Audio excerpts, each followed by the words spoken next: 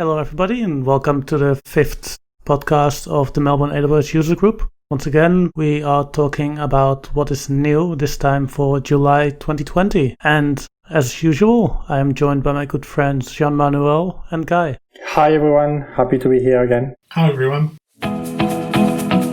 So let's just kick off with something we've sort of expected, considering everything that's going on in the world, and that reInvent is going to be a virtual event this year. Yeah, so as you say, it's to be expected. We didn't think there'd be a whole lot of appetite for schlepping over to Las Vegas. And yeah, I think this is obviously expected, as you say, and the right call to make at this point in time. So November 30th to December 18, 3 weeks of a lot of video, I guess, to watch and a lot of YouTube to catch up on. We'll see what happens. I'm interested to see why it's going to be 3 whole weeks. I guess it will offer more possibilities for workshops and things like that, because I don't think there will be that many more talks. Yeah, it's interesting, isn't it? The idea to spread it out over a longer period, because really you could do it all in one day, in the sense that you could just go, well, here's all the content, splat.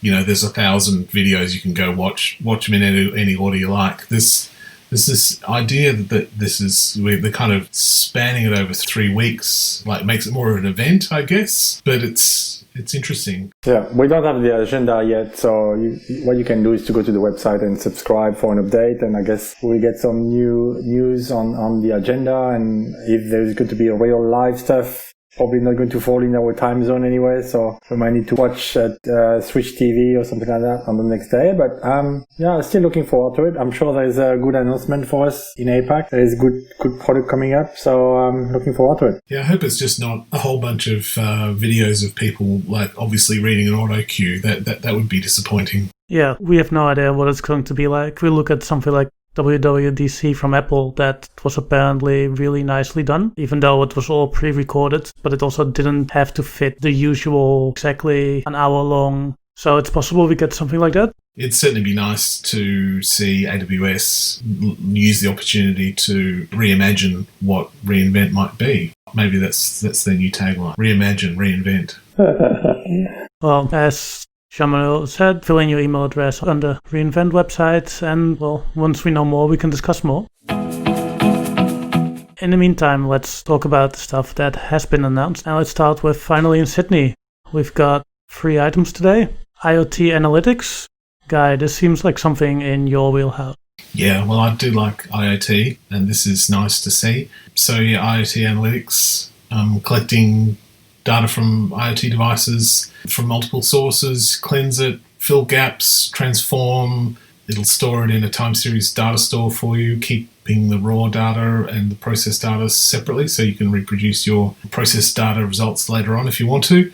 It'll let you analyze that data, do SQL queries, time series analyses. You can run some machine learning stuff over it, and then you can visualize it in the console, or you can use QuickSight to visualize it. So yeah, so it's nice to see that finally in Sydney, and I'm sure people working in the IoT space will appreciate that. Nice. We have a new Snowball Edge, compute optimized. So we used to have Snowball here in APAC, but now they added the compute optimized version. It's 52 vCPU and 200 gig memory, so it's a big machine. And you can add a Tesla V100 GPU as well if you wanted to. I had a look at the cost, and that really changed. So the normal Snowball was $300 for 10 days. This one, compute optimized, is $1,500 for 10 days, right? And then after $150 per day. So if you want to run EC2 instance, if you want to run like C5, N5 on that, you can, but definitely a good cost. And the GPU added is another $500 on top. So that's $2,000 for 10 days and $200 a day after that. So you can prepay for 1 year if you wanted to use it. The prepay version is $100 a day, or that's $36,500 a year US. So it's a decent cost for a little server with a couple of CPUs. But, there's definitely a lot of good use case for that. Running EC2, running an S3 version, running EBS on NVM as SSD storage. all of that locally, I don't know, for the army, for pipeline, for gas, offshore stuff. I mean, there is a lot of use case to be able to run a lot of compute with that storage. So I think it's worth it. It's just not as catchy a name as Snowcone from last month. Yeah, it's funny, isn't it? I mean, AWS product names, we could go on about that for hours, I'm sure. But yeah, sometimes they really hit it out of the park with their names, and other times you just think, oh my lord, who came up with that? But yeah, Snowcone, isn't it interesting how everyone who's heard that name's just gone, oh, Snowcone, oh, it's so adorable, I must have one. Whereas, most products, it just shows you, I think, the importance of naming something well. It can really change the way someone, approaches it. And if you approach a product with a positive mindset because you like the sound of it, you're going to be, doing confirmation bias on how you felt about it. That everything you see about it, you're gonna like, right? And conversely, when they have a terrible name, yeah, I mean, you're just gonna approach it completely differently. Let's talk about name. AWS Secret Manager. That's pretty easy to understand, this one, to manage your secret. So it's in Sydney, but the announcement today is about RAP compliance. So I'll remind everyone, RAP is about being able to host protected data in Australia. It's an Australian regulation, and is following the information security manual, which has been given by the government to be able to store information for public sector. And that's bringing the total of services in Sydney RA compliant to 93. So you can really build an RA compliant environment inside AWS. It's not all the services. AWS has 175 services. Here we have just 93 of them, but, all the core, all the main are here, even, analytics and Glue and, all these products now are included. So very interesting to have that, level of protection. So protected level is just before secret, which is government level. So really any government agency can use AWS now, in a safe way. Yeah. I mean, it's a pretty core service to have in that, bucket. Yeah. Secrets manager. Okay. Let's go on then to not Sydney-specific things and start with serverless. One service we've discussed, I think, in almost every single episode of our podcast is the RDS proxy. And it's now finally generally available, which is pretty awesome. Yep, the old generally available trick, hey? In this case, certainly a very important distinction between a preview and a GA feature. You wouldn't have wanted to use this one in preview and run it into production. But yes, definitely a service that's been hotly anticipated by a number of people, a number of customers as well. And sometimes it's GA, but not in Sydney. This time it's in Sydney, yeah. Yeah, so there's some limitations to it. It's only MySQL and Postgres. So if you were thinking that maybe you'd be able to stick this in front of a SQL server, that's not an option. The proxy has to be in the same VPC as your database. Proxy can't be in a public subnet, can't be publicly accessible. Yeah, but look, there's a few restrictions, but it's mostly good. Yep, indeed. Let's go on to the next one, which to me was a bit of a weird announcement, that the SAM CLI is now available for production use. I don't know about any of you, but I've been using it in production for quite a while. Yeah, it's a funny one. But look, I guess it's nice that they've kind of released 1.0.0. It's a milestone. It's I think it came with some other announcements, I think, bundled, didn't it? It came with the Lambda layer announcement as well. So it's kind of a bundled release, I guess, in that sense. There's more than one announcement in there. It just happens to be that it's also version 1.0.0. Yeah. And speaking of Lambda layers, interesting one was also that Amplify CLI now supports Lambda layers. Yeah, that's right. So you can create a Lambda layer now using Amplify, and sort of gives you some tooling around managing those as well and including them in your project. So that'll be handy for people who using Lambda layers. It sort of gives you some tools for building one as well, I think, off the top of my head. So yeah, that'll be useful if you're in the Amplify world and you've been wanting to do that. Now you can. Let's have a look then at containers. There was quite a bit there, and a big part, I'm guessing, because AWS had container-related events where they announced some of these. The one that sort of poked out to me as being one that will get a lot of developers excited, I think, is the new ability to use Docker Compose to deploy straight to ECS and Fargate. So that was a sort of a joint announcement between AWS and Docker that they developed this feature. And I sort of looked at the blog post about it. It looks pretty sweet. So basically, you just run Docker ECS Compose up, and it'll go and create a bunch of AWS resources for you. Is how I read it. But you're the container expert, Arjen, so tell us all about it. Yeah, so you say ECS and Fargate. I believe it's just for Fargate. So it will literally spin up Fargate containers for you. I haven't tested it myself, but yeah, it's definitely really nice to increase the speed of developing and testing something in your environment, because you can just run it locally, deploy it without having to think about it, and see if it works.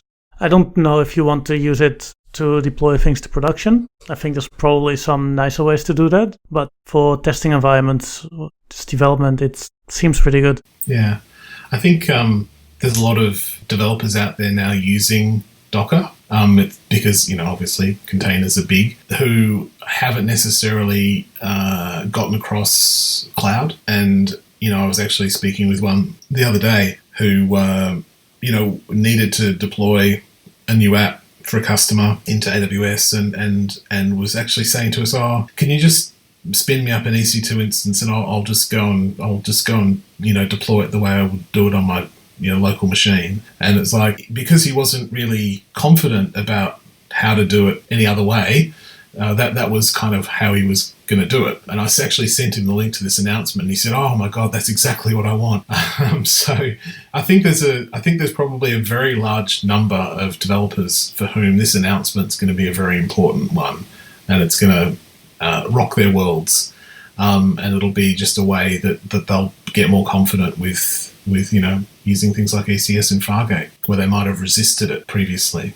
Yeah, I mean, it shows that how to, how having a container orchestration tool can be very scary for a developer. Well, they just want to publish the Docker container into something that works. And I can see that in the enterprise when they embark into using Kubernetes or EKS, and they spend so much time to just make the environment working, where here you can just push your Docker and Fargate take care of everything. Your task is written. You don't have to worry about anything. Your security group is there like an EC2 instance, and it just works. So, where you want to invest your value and the application from the developer flow to production, I think that changed probably the way we can see container orchestration now. More serverless kind of container style, right? Yeah. Another app, like I like the concept, is the App2 containers.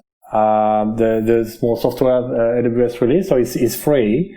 And basically, you can package an application running on EC2 or on-prem. So you can package Windows application, ASP.NET 3.5, running on IIS into a container as well, or running on Linux, you can package JBoss, Apache, Tomcat, and Java, Spring Boot, IBM, WebSphere, Oracle, WebLogic, and all of that into a container, and it writes for you the CloudFormation template, it writes for you the ECS task, and all of that, even a Kubernetes deployment YAML file if you wanted to, and to help you migrate quickly. So you take an app from on-prem, package it to a container, and then push it to ECS again. Same type of philosophy. From application to deployment more quickly, and then abstracting all the difficulties of managing containers. So I like that. Yeah. I mean, it just doesn't fix your application for you. No, it just repackages. Yeah. Which is obviously, often the harder challenge. But definitely. Very nice. Again, anything that kind of streamlines and makes the heavy lifting go away is welcome. Yeah. In that vein, then there's also AWS Copilot, which is the CLI version 2 for ECS, which is also, again, streamlined to make it easier to deploy and operate your containers in AWS. Like if you use it the first time, you can just start it without any flags and you get a nice little wizard to walk through. But obviously you can also just use arguments to make it easier for you. But especially for first-time developers who just quickly want to spin something up in AWS because they need it or because their clients want it, it again makes it a lot easier to do these things. So it's good to see we've got a bunch of tools in that regard this time. Yeah, for sure. EKS goes to version 117. The new version is still a bit behind, but so now you can create only 3 versions always in AWS are supported, so 115, 116, and 117. And you have to upgrade your 114 to the new version. AWS don't let you fall behind, so it's good. 117 is a new one. And then the announcement about App Mesh as well, with Ingress support with Virtual Gateway. So I had a look at it. It's a quite a complex type of design, but basically you have a couple of Envoy proxy again, creating a virtual gateway with certain gateway routes to be able to route your traffic in different sidecar Envoy into an app container again, and you need to have a load balancer in front to be able to route that. But that allow you to have very complex routing ingress into your ECS or your EKS cluster. So that's a good addition for App Mesh. And you can always do TLS as well. So if you want full encryption on this one, that's good. There is a good blog actually if you want to have a look at it. We can put it in the notes. One other one that I do want to raise is for ECR. And that is that you now have the ability to encrypt your images using your KMS keys. Yes, in the past you have to use IES 256, right? The standard one. Now you can pick your own keys, which is really good for compliance. Shall we move on to EC2 and VPC? Yeah. Again, a whole bunch of improvements. I'll just call out my usual interesting instance announcements. Again, a Graviton 2 type, or rather 3 Graviton 2 types were announced. To make things easier, they got a second suffix. So these are the M6GD and C6GD and R6GD, which basically means that they've got local SSD storage, or rather NVMe-based SSD storage. So nice and fast local storage for workloads where ABS just doesn't quite cut it.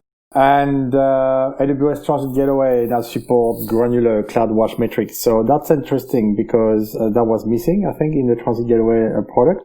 So you can have for each attachment now, so including the VPC attachment, the side-to-side VPN, direct connect, you can have bytes in, bytes out, packet in, packet drops with no route. So that really help you to monitor more closely your Transit Gateway traffic. And you can, obviously, because it goes to CloudWatch now, you can set up alarms and give you alarms if there is no traffic. That's a problem because you should have traffic from your direct connect gateway, for example, to your Transit Gateway.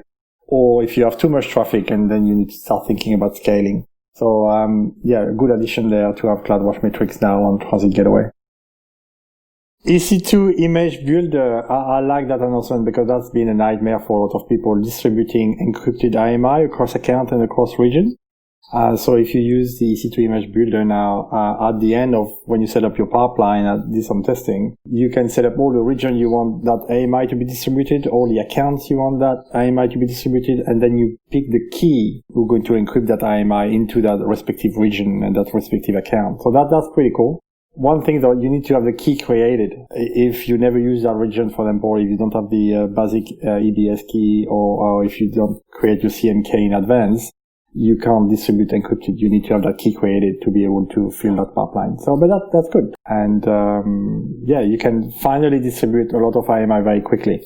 Yeah, the other image builder announcement I quite enjoy is that logs can now be streamed to CloudWatch. I don't know, because every time I've used Image Builder, if there's an error, you have to look at the logs that come through session or the run command, SSM run command, then get passed into Image Builder, and they are completely messed up and unreadable, which is obviously very annoying. So having that streamed to CloudWatch instead should mean that is a lot more readable and understandable for what's going on. Yeah, but that's not automatic, right? I mean, it is enabled by default, but you need to be sure that the role you're going to give to your EC2 instance has the right to create log stream, create log groups, and put log events.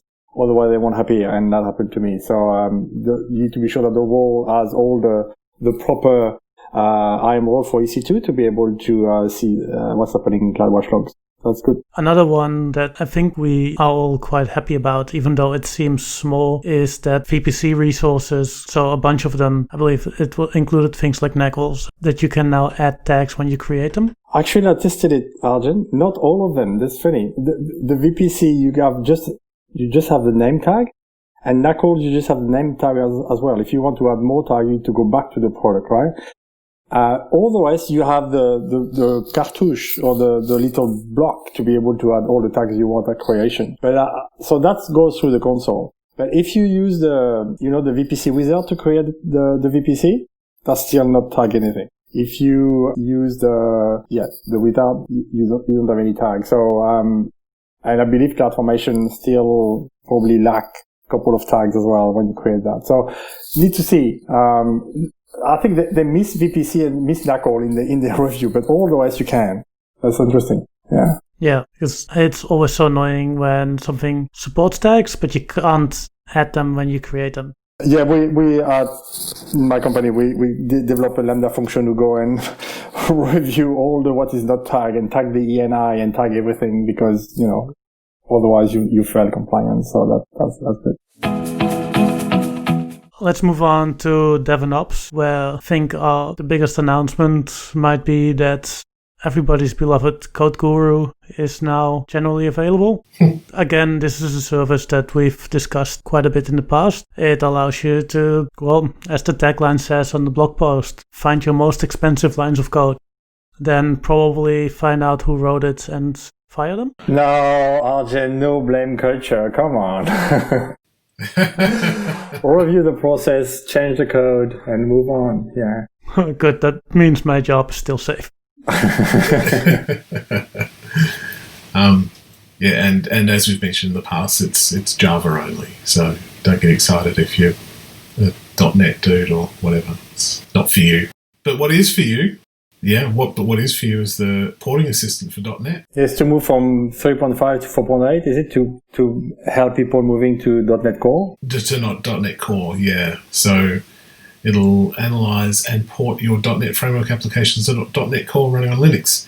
So it'll look at the source code and basically find dependencies and identify incompatibilities and give you guide you towards appropriate replacement packages. So, I think that'd be quite helpful because I think, not that I'm a .NET developer, but I can imagine it would be quite helpful because I think there's a lot of people wanting to do that right now because obviously people are getting wise to the idea that on the cloud, nobody needs a Windows server. If you can run your code on Linux, why wouldn't you? And save yourself the 40% or whatever overhead that you pay for Windows OS. So there's a lot of enthusiasm for getting this done, I guess now. So anything that'll help developers get their applications running more efficiently on AWS is a good thing. TM. Yep. Speaking of good things, maybe. I know where you're heading. CDK pipeline is what you want to talk about. So the CDK has seen a lot of development all the time, so it's definitely turning into something to have a good look at. I think we said that last month as well. So this month, 2 major items, basically. The first one is Terraform support, which sounds like you can now use the CDK to generate your Terraform code that then generates your CloudFormation code that then generates your actual resources. Yeah, people who don't like HCL language, right? They prefer Python or TypeScript, so that's what they want to go to. Yeah, I think. I mean, I'm a big fan of CDK, and I think probably a lot of developers would prefer to compose their infrastructure in code than like proper code rather than YAML or HCL. So I think it's definitely, one of those growth areas where it's going to make a difference to the developers' lives. But yeah, supporting Terraform is like, reopening wounds that were just healing. I think, where a lot of organizations have had, I want to use Terraform. Well, you can't use Terraform because we don't use Terraform here. Those sorts of conversations. We're going to use the CDK, okay, but now the CDK you can use the CDK for Terraform. So now I'm confused. What do I do? Yeah, and you can not only use CDK for Terraform for AWS, but you can use CDK for Terraform for all the other providers. So you could even deploy Azure stuff on Terraform through the AWS CDK. That would be interesting. Yeah, I guess if you write the right CDK abstraction layer modules, that basically means you could go for what Terraform's dream state is, that it's all vendor independent, and you can basically in your CDK somewhere give a flag for this goes to Azure, this goes to AWS, this goes to GCP, and it will actually generate the Terraform code for that particular vendor. Yeah, and then change the variable for the VNet or for the VPC or for the subnet. Yeah, that's interesting. Yeah, it's a good idea. But CDK deploy as well this week, the CDK pipeline preview, and I had a look. It says the pipeline created by CDK pipeline is self-mutating. That's a scary word for me. Self-mutating. So every time you deploy a new pipeline, that your pipeline can get bigger and different and really grow to deploy multiple accounts or multiple environments. That's interesting. And then, yeah. So it's like cancer, is what you're saying. Yes, it's a scary word, self-mutating. So you deploy the pipeline once, for example, which is an empty pipeline, and the more you deploy your application, the more your pipeline grow and have more steps. And so it's obviously developing code pipeline, right, in the background, but it's pipeline as code, so you can share your code. And at launch is Python, Java, .NET, and TypeScript. So not the limitation we've seen in the other CDKs. The 4 languages supported there. So, but it's in developer preview, sorry. There is a good blog as well, from the 15th of July about it, about how it works. I'm still confused. So, I haven't had a chance to deconfuse myself yet. And your explanation, lovely though it was, James, hasn't actually made me less confused. Okay, sorry. No, it's not your fault. So are we the exact teams can easily add stages to their pipeline to deploy the application across multiple AWS accounts or additional regions. So that's why your self-mutating pipeline can keep changing from the first day. I think I need someone to draw me a picture. Look at the blog. It's quite good. Speaking of deployment tools, CodeBuild also had a couple of interesting improvements. The biggest one, I suspect for most people, is the support for parallel and coordinated executions. So you can basically spread out your builds and then have them come together again. Yeah, Guy, you were talking about that the other day about step function to be able to do that. And then now that's a non-event anymore because you can use directly batch to be able to do it. Yeah, it's interesting, isn't it? It's who'd work with AWS? Honestly, you fix a problem and then they just come in and fix it a different way and make you irrelevant. Yeah, I hadn't seen that one. That's July 30th. I hadn't reviewed that one. Interesting. So previously you'd have orchestrated them using Lambda or step functions. Now with batch builds, customers can configure a single project for multiple build executions. But can you do it dynamically? Does this mean that you can just at the time of running it, you can specify what you want it to, what individual sub-components you want to build? Because if it doesn't, I'm still in the game. Because you do it on variable with step function, is it? So no, it says batch builds support the configuration ordering of build executions with either a configuration list, configuration matrix, or a dependency graph. So it just depends on whether you can dynamically do that at runtime, I guess. That's an exercise for the reader. Let's have a quick look at the security items. Yeah, do you like this announcement? Easily manage your content policy for AI services with AWS organization.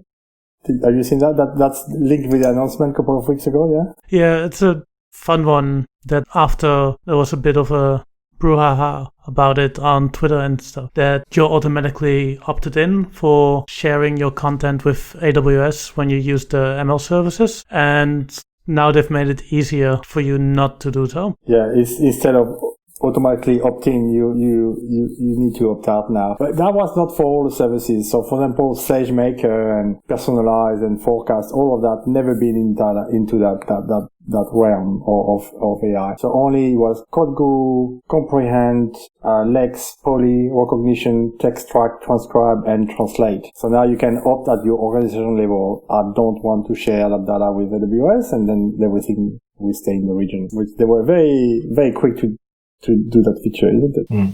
It's interesting though, isn't it? Because I mean, a lot of how they improve those services is by collecting that sort of data. So in a way, if you opt out, you're kind of starving them of data that can be used to improve the service. But look, obviously, I'm sure there are use cases where it makes perfect sense to say you don't want to opt in, or there's legal or compliance reasons why it's not appropriate to opt in. But it's interesting that that's how, obviously they kind of rely on you opting in to build their, build their data sets to make their service more accurate. I guess most of the customer wouldn't mind, right? But like I've got a customer who want to use test track, and they might use financial information or something like that. You don't want that to end up in the US, right? You need to stay in Australia. So, but that's kind of a different question, isn't it? I mean, if the data is going to the US, then yeah, fair enough. But if and maybe they'll just need to be more respectful of data sovereignty kind of questions, and if that would solve the problem for some users, then maybe that's something worth that they'll have to do, because the consequence of losing the data is probably significant over time. But you can opt out now, which is good. Give you the choice. Yeah. Yep. Firewall manager, manage rules to audit VPC security groups. So that's good. I like it. You can really set up across your organization to audit your security group. It's still using the background config rules to do it. So it's nothing magic, right? But you can have, centralized view and then report your violation of security group. So if you don't want 00 to open to the world with 22 or 3389, so you can do that. It's $100 per month per policy. So it's a bit dear, but organization can afford that for sure. One thing who got me though, I recommend my customer to use shared VPC or shared subnet, and firewall manager security group policy are not supported for participant resource in shared VPC. So that's the only downtime on this. The VPC need to belong to the account is being used with the security group inside. But otherwise, it's a very good product. Still using config rules in the background, so you can do it yourself too. Speaking of config rules, and I know you always love these things. Another 28 of them. I can't name them all, but there is some on RDS, some for EKS, some on the EC2 metadata version 2. So that's a good one. I did a video on what happened at a financial institution who were hacked with SSRF last year using AWS metadata. So that's a good test to be able to force your EC2 to use the version 2 of the metadata service with a proxy. We stop SSRF attack to exfiltrate your keys, basically. There is some rules on the ILB to be sure you have a WAF on it. Make sure your WAF does logging. Make sure your ELB does cross-zone load balancing. A couple of things like that. Always useful to have stuff done for you instead of having to do a Lambda function to do it. Yep. Talking about WAF, I really love the WAF security automation. That's version 3 now. That's been released a while ago by AWS, which is like a full package with CloudFormation to be able to deploy WAF very quickly on CloudFront or on ILB. So they just issued a new version now who support WAF version 2. And then so you can deploy more AWS managed rules. They upgraded the code to Python 3.8 instead of Node.js. So you have all sort of suite about, blacklisting, Athena for looking at your log. So it's really one small package to be able to deploy WAF very quickly and then put that on your CloudFront or your WAF on ILB, and then you're protected. So please use it. And WAF is so cheap to use. So yeah, good product. So another one, which could also probably be under the AI ML section, is Fraud Detector having been launched. Fraud Detector does what it says on the tin. It detects possible cases of fraud for your usually e-commerce website. And from my understanding, it's based on the actual data from Amazon. I think we all know that site has had its share of... Yeah, for sure. So they've obviously invested a lot of time in using machine learning to detect or predict whether an account's genuine or not, and to predict online fraud. So yeah, so you're essentially benefiting as a number, as you often do with AWS. You're benefiting from the experience they've had of running a very successful and huge e-commerce site for many years, and you're getting really the benefits of all the learnings that they've had in a nice, easy to consume product. So yeah, it's a nice model, and it can, I think, do a lot of the takes again a lot of the heavy lifting from the customer. Yep. A new change on Secret Manager, and I like that very much. Secret Manager before didn't have that, and I think that's going to really enhance the security on how to do the secret. So you can attach now resource-based policy on the secret. So it works a bit like KMS now. You have Arjen to be able to access Secret Manager, but then you can add another policy on top to be able to really name the principal who can access that particular secret. And that can be across account as well. So you can start thinking about maybe centralizing your Secret Manager and having cross-account policies on that. And I had to do some research because AWS says that they use the Zelkova model to validate the policies. And it's translating basically your policy into a mathematical language, and then use that to be able to highlight what your policy is exactly doing. So now when you create a secret, at the end of the environment, you have a template in JSON that you can create your resource-based policy, and you attach it to your secret. So really easy to use, and then we limit certain people to access certain secret or on certain application. And on top of that, they added as well an easy search. You can search on tags now, on keys, on name, on description. So really a good improvement, Secret Manager. Always good to see key things like that get better. So let's have a look at the storage and databases. I think one key item there is probably, and we've talked about this a bit, Guy, is that EFS increased the minimum throughput again. Yeah, that'll be for anyone who's ever been burned by running out of burst credits and getting a sad 50 kilobytes per second per gigabyte. Is that right? Yeah, kilobytes are basically the actual 1024 instead of 1000. 1024, that's right. Yep. So it's gigabytes. Yep. So so previously, if you ran out of burst credits, you'd get a sad 50 kilobytes per gigabyte of storage. So often, especially seeing as AWS said, EFS is great for websites, you'd have a very tiny amount of data if you were just, a noob on this product, and you would lose basically most of your throughput. So the nice thing now is that there's a minimum throughput of one megabyte per second now, regardless of size. So it doesn't matter how little data you have on there. You don't need to ballast it to get at least 1 megabyte per second of throughput with EFS, which is going to make a lot of people quite happy, I think. Yeah, it's a much more usable baseline. And speaking of the throughput, they also increased the amount you can have per client, basically doubled it. It was 250 megabyte or megabytes per second, and that's now gone up to 500, although the total remains the same for how much you can put through. But at least now, if you don't have as many instances, each of those instances can be faster. Yeah, the total is still a 10 gig across all the NFS clients for EFS. Yeah. What did I have? EBS fast snapshot restore for shared EBS snapshots. So Yeah, good product. Very, very, very expensive product though. I did some calculations. So in the past, you could have the fast restore on only the owner of the snapshot. So, for VDI, for example, for Citrix, for all of that who run on AWS, that was a big problem. Rehydrating the EBS volume when it come from the snapshot coming from S3. And so your machine was quite slow until you have read the old blocks of your disk, and then so your machines can start working again fine. But then suddenly Citrix terminate your machine and you just start again with a new one until you end up with the same problem having to rehydrate your disk. So now with FSR, you can have that fast restore. So the disk is pre-hydrated. So it takes some time to do it, but then your snapshot is really ready to use. So your machine is operational straight away.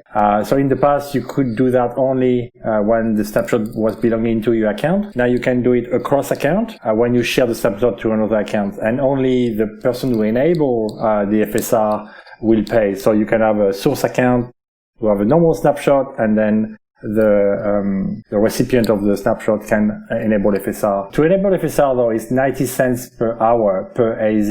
So I did a quick calculation. So it's $650 a month per snapshot, right? Per AZ. And if you want, the covering your 3 AZ, that's 2,000 US. That's around 2,700 Australian dollars to have one snapshot enabled with FSR. So you really need to be sure that your golden image is really needed at that stage. But, very useful for cases I mentioned, VDI, where you need a fast machine, with a large image, to be able to, restore that. When the owner of the snapshot stops sharing, the snapshot, then the FSR will drop as well. So you could have, creating your snapshot every day in the morning, have your FSR for the day, and then switch off at night, and then start again. I mean, there's maybe some cost saving that to be done because it's the charge per hour and per AZ. The other announcement here that I thought probably people care about is the reduction in cost for SQL Server, high availability DB instances. Not that I care, but a lot of people use it apparently. I don't know why, but anyway.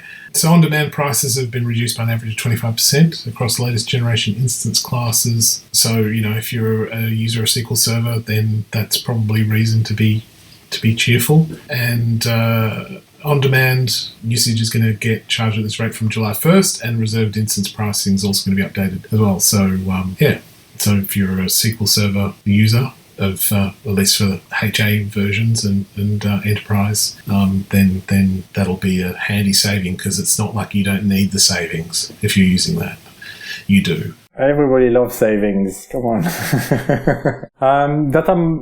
Database migration service support now enhanced pre-migration assessment. So you can do some computation to ensure that you're not going to have performance issue or migration issue before you activate the migration. So that's a good tool with DMS. Looking forward to use this one with the customer.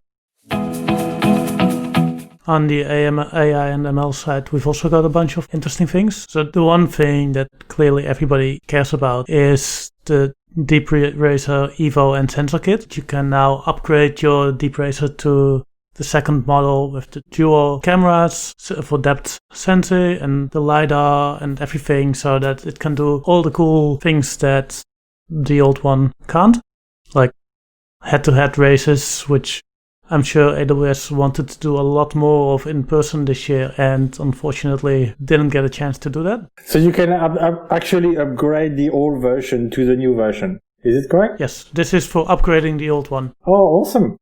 Oh, yeah, I can see, on the Amazon. Oh, yeah, you got the full box. They even give you a screwdriver and everything. Look at that. Yeah, so that's pretty cool. That said, of course, it's only available currently in the US. So if you don't live there, use parcel forwarders.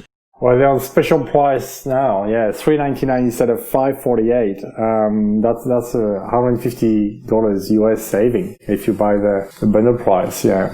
This topic though, it makes me wonder what expansion kits they might have for Decomposer. Ian, have you thought about that? Maybe a guitar kit or a drum kit, a theremin extension or something like that. What do you got any thoughts on that? I'm personally hoping for a triangle one. That's basically the main instrument I can play. So are there going to be two type of racing now? One with the upgrade kit, and then the other version with the old cars, do you think? Or everybody needs to upgrade? Yeah, that's what they said at reInvent when they announced it. So there's the old style races, and then the new ones offer a lot of different types. So they can be head-to-head races, for example, or obstacle courses. So the cars have to avoid obstacles. And I think there were a couple more, and obviously you can already do all of that in the virtual races. What do we have? Amazon EMR, you can encrypt your logs now with CMK. In the past, you could store your logs only with server-side encryption on S3. So now you can use your own CMK, which is good because EMR usually contain a lot of secret information or PI information you want to encrypt. So that's good. Yeah. So the big announcement, though, I think for EMR is the managed scaling, which is the new auto-scaling solution for EMR. So you can have spot instances in there, you can have on-demand instance, and you follow your serving plan, and you can reduce your cluster when it's not operating. You need EMR 5.30.1 though to be able to do it, but it's a managed scaling. Yeah, it makes it easier and allows you to save costs that way, so that's pretty nice. I'll remind everyone that EMR is single lazy. A lot of confusion with EMR. People think that multi-masters can be across lazy. It's not. It's a single lazy product, so don't use it to do anything else than batching because it can fail at any time. Another product I like, Amazon Translate. Can do supporting Office documents now, so Doc, CX, XLS, and PowerPoint. So interesting. And the blog, I had a look at the blog. Is funny enough, they translate French stuff, so English to French, and I was very surprised with the quality of the translation. Very good French. So you need to organize your S3 with folders for your source and your destination, and then you launch the product. And it does translation now of Office documents. So really, really good to be able to do that, for the enterprise. We need to translate in different languages. Shall we have a look at the other cool stuff that came out? Yeah. So RDS instances on Outposts. Yay. Yes, you can do MySQL or Postgres on Outposts now. So yeah, I had a look, and the pricing is interesting because obviously you pay already for your Outpost, so they're not going to charge you for compute. So now they charge you for the management fee, and I did some comparison with the normal RDS. Is roughly half the price. So for 2 CPU is 12 cents per hour, and for a 96 CPU, which is a very big RDS, is $6 an hour. But the same thing with RDS, running on AWS will be $12 for the big instance, and around $22 for the 2 CPUs. So really, it's so almost half price for the management and half price for the compute. Wow, there you go. That's an insight into their pricing that you don't get every day. Well, it might be hard to manage, right? Managing an RDS remotely for them, that would be interesting. So, because usually an RDS instance has 2 network interfaces, right? One in your VPC for you, and then one inside their VPC for them to do the maintenance. Now everything going to be inside Outpost, and I'm not sure how that, back-end access for AWS to do the maintenance will happen then. A new service, the interactive video service. I haven't looked too closely at it, but my understanding is that it allows you to basically add streaming video to your app or website directly, which is pretty cool. I think we all see that live video is going places at the moment, and for things like conferences, it's good. Maybe this is what they'll use for reInvent instead of whatever the crappy thing was that they used for the summit. The summit, absolutely. Yeah, so this is using the same video technology that they use for Twitch. So again, it's another example of where AWS have, I guess, taking something that they've developed for their own purposes and productizing it. so that anyone can use the same technology that they're using for their products. So it's pretty neat. Nice. Any comments on Sitewise from you, Guy? Well, because it's IoT, I'm obliged to comment on it, aren't I? Yeah, so this is... so what's the deal with this? It's a GA release, right? So it's been around for a while, but now it's GA. Yeah, it was announced at reInvent 2018. Right. So it's taken a while. Yeah. So Sitewise it's a combination of things. So they have gateway software that you can deploy on site, on devices on site, to do collection of data. So it's sort of designed for someone who's got a factory and or multiple factories or machines that they need to collect data, IoT data from. It's got tools for managing those gateways, ingesting that data, modeling it. And essentially, there's a sort of no-code environment called Sitewise Monitor, which allows you to, present that data in a kind of point-and-clicky kind of way. Yeah, so that's what it is, and it's now GA. So hooray, if that's what you need. Oh, hooray indeed. There was another IoT announcement around multiple device shadows as well. So a device shadow is basically a set of literally a JSON file, but it's like a set of config or it's a description of the state of your device. So previously you could only have one shadow per device, and now you can have multiple named shadows for a single device, which allows you to have things like a factory reset state and last known good state, and so it just gives you a bit more flexibility, I guess, around managing the shadow state of your device. So that's kind of neat. It's like a backup for your device, is it? It's like a backup for your configuration, almost? I don't know whether you... you could probably use it for that. So, yeah, I haven't really looked at all the use cases I've described. I mean, the idea of you ship a device out, it has a sort of default set of settings that the user can then change, but they may want to revert to the original, do a factory reset. That's a use case.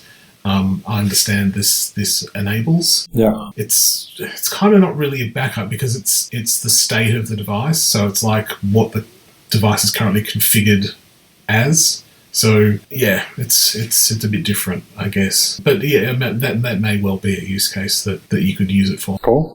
An update on the AWS well-architected framework. And the tool itself, a couple of new questions in security, in cost management. So I'll recommend everyone to use the tool. Is well designed, is easy to use inside the console. Just answer a couple of questions and give you some rating on the application you want to migrate or you have already in AWS, and give you a clear view on how to follow best practice. So something I recommend to use, and some good improvement, I think, in the questions. Some were a bit confusing before. Now they're much clearer. Yeah, I agree. I actually ran the customer through it the other day. It was a lot of the sort of duplicate questions or things that were you had to sort of stop and explain why this is different to the previous question. Those sorts of things have been removed. I think it is. It's a lot clearer, and actually running it through the console now is a lot smoother as well. They've just made some sort of usability improvements, I think, here and there. So yeah, it's definitely heading in the right direction for sure. Did you notice that Azure has released their equivalent, and guess what it's called? It's called the well-architected framework. And guess what the pillars are? They're exactly the same as the AWS pillars. They're the same name and everything. So that's kind of funny.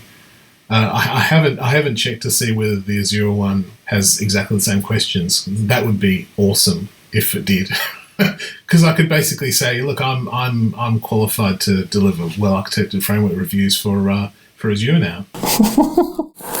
Yeah, it's a good product. Yeah, use it all the time. There's a couple of things for Amazon Connect which may be worth mentioning. You can continue to engage with your customer after hang up. Which you couldn't do before. Now you can. Call recording APIs. And of course, contact lens.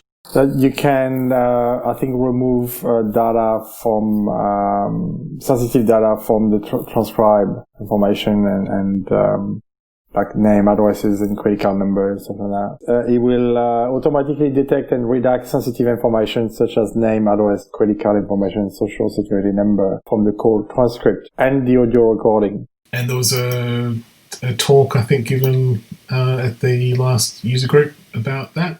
Yes, I recommend it. This was very good talk, actually. Yeah. Yeah, it was good. Yeah, it was a good talk generally about Amazon Connect. And because Contact Lens had just been announced, he showed a demo of that as well. I'll include a link to the recording so everybody can see Ryan's talk about it.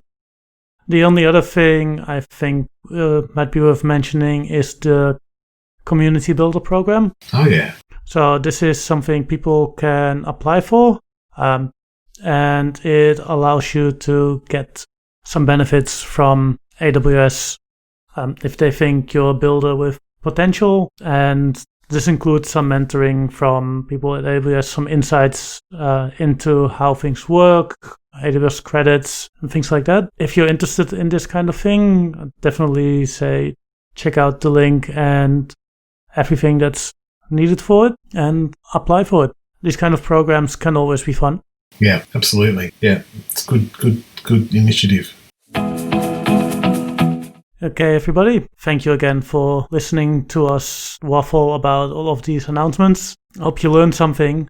So, of course, as always, I want to thank our sponsors, our gold sponsor, Enabler, and our silver sponsors, AC3, CMD Solutions, and Do It International.